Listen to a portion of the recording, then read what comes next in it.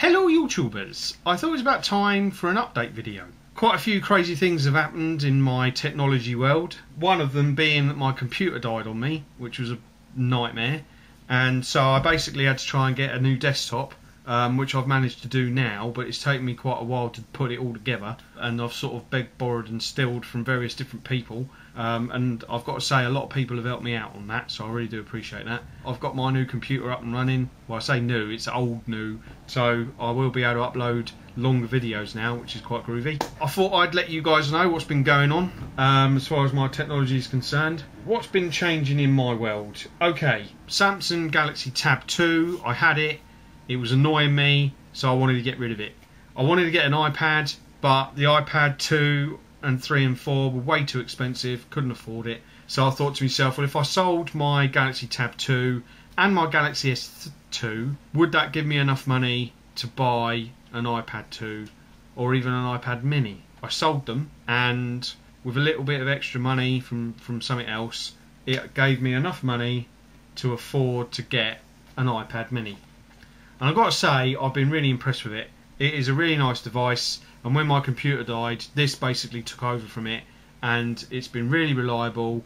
It lasts about 2 if not 3 days, which is absolutely brilliant, and I think it's great. I might do a video on it, just a sort of quick overview about it later on. Not really sure about that yet, it depends if I've got time. But I would say if you're looking to get the iPad mini and you want the experience of a normal iPad, then go for it, because it is a really nice device. And if you're coming from a 7-inch Android device, then going on to this is a really easy transition. So I'd say, yeah, do it.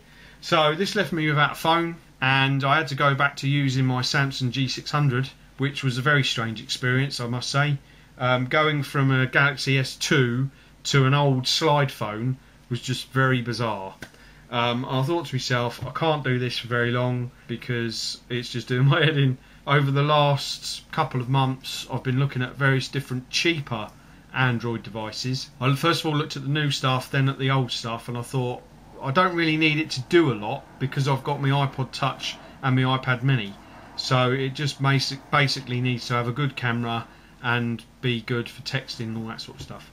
So today, after trading in some stuff at my local CEX, it's like a local trade-in shop where you take your old devices and they give you money. They also do in-store credit, which is slightly more than the cash that they give you.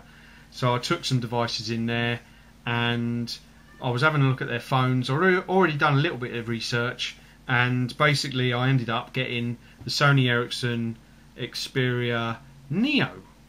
And I've got to say, I do like it. I think it is a nice device. Having had the Xperia Play, this is quite similar to that, and I really do like it. I like the shape of it. It's not too big. It's not huge like the Galaxy S2 was, or the 3 or 4, but it is a nice device. I've been using it all day, and downloading apps and stuff like that, and it's gone down by 14%, which I think is pretty good, all things considered. I haven't tested it out as far as phone calls yet, but I will get round to doing that. Haven't seen any videos about the front-facing camera, which is a little bit annoying because I didn't know whether it would just take pictures or whether it actually takes video, and it does take video. So what I'm going to do, once I've done my main review on another device which I'm going to tell you guys about, I'll do some video samples from this and maybe just give you a quick look around, because I know it is an old phone and you guys aren't really that interested in old devices, to be honest, as the Sony bloggy proves. So I will do some video samples from the front facing camera and maybe some other little reviews. We'll have to wait and see. They were 2 of my devices which I've updated to, and I've got to say I'm very happy with them, and I probably won't be upgrading again, he says. Now that brings me on to my main event. I get asked all the time, which I've said loads of times in my videos, about Pocket HD camcorders, and I get so knocked because, not at you guys, at the manufacturers, because for some reason they don't think there's a need for them. They just want to come and talk to me because I get asked all the time, what Pocket HD camcorder should I get? Well, you're a bit limited by what you can get because Panasonic are the only ones that are doing them at the moment, or sort of doing them, because they're not really Pocket HD camcorders. I went to Panasonic and I said, I've got a DC-1, I get asked about your new range all the time. Could you send me a DC3 so that I can compare the two? And they were like, well, we've actually got agencies that do that for us, so we don't really need your help. Sorry about the disappointment, but no. So I was like, okay, fair enough. So my birthday was coming up, and I thought to myself, well, this would be a good opportunity to get a DC3. So I asked my family for a DC3, and they happily obliged and got me a DC3, hee, which I'm really chuffed with. And I've got to say, it is a really nice camera. Now, the problem is, in order to get the Sony Ericsson phone, I had to sell my DC1, which I was very reluctant to do, but I couldn't afford to get it otherwise. So I am a little bit gutted about that. So basically it just leaves me with a DC3. Now I thought to myself, I have done quite a lot of videos with the Panasonic DC1, so I thought, well, you know, we'll just have to sort of compare the two. I had done some low light comparisons between the DC3 and the DC1. Unfortunately they were on my laptop, which was the laptop that died on me, and I lost the footage, which was a bit of a nightmare. I don't think I've got any footage anywhere else. If I can find some, I'll put it up. Unfortunately, it looks like it'll just be the DC3 that I'll be reviewing, which isn't a bad thing, to be honest. So what I'll do my normal videos, get some low lights in there, do the 1080p's and 720p's. I'll have a look around the settings for you. Now there are some quite strange effects. Like there's one effect, I really love it. Basically, it makes everything black and white, and then you choose a colour.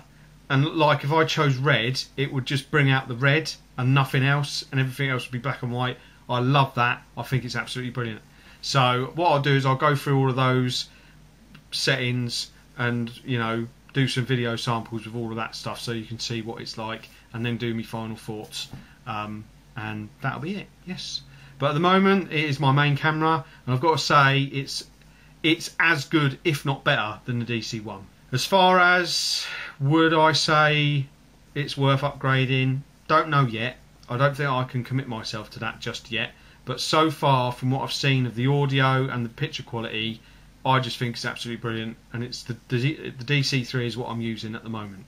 So I think what I'll do is I'll start off with an unboxing and then do me low lights, and then we'll continue with all the other reviews so that you guys can see what this camera is capable of.